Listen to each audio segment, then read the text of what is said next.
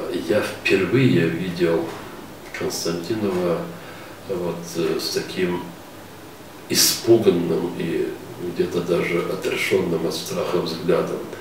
Дело в том, что кто хорошо знает Константинова, это такой политик, который всегда старается найти какие-то компромиссы, если ему нечто угрожает.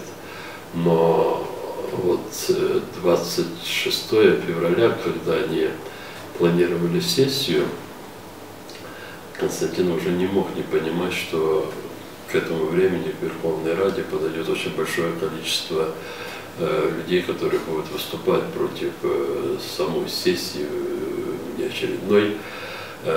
И в любой другой ситуации он просто бы пошел бы на попятную.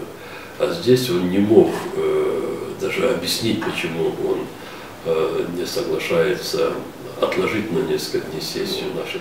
А он все время пытался убедить меня в том, что наиболее лучшим вариантом будет отставка Могилева, а потом после этого можно садиться и говорить о формировании правительства. Я видел отсутствие элементарной логики в таком подходе, то есть ситуацию довести вообще до полного такого, знаете, абсурдного состояния и потом пытаться из него найти выход.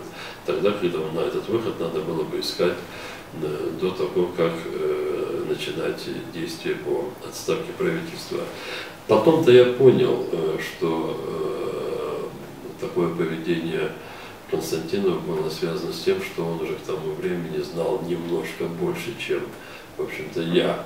Я не думаю, что Константинов был целиком посвящен во все детали в таком, знаете, в такой последовательности, как они потом осуществлялись, но то, что он уже представлял, что они отправляют в отставку правительства и потом даже, возможно, обращаются в Москву за помощью перед некой опасностью, которая им грозит из Киева, я думаю, что Константинов уже в этой части он был посвящен.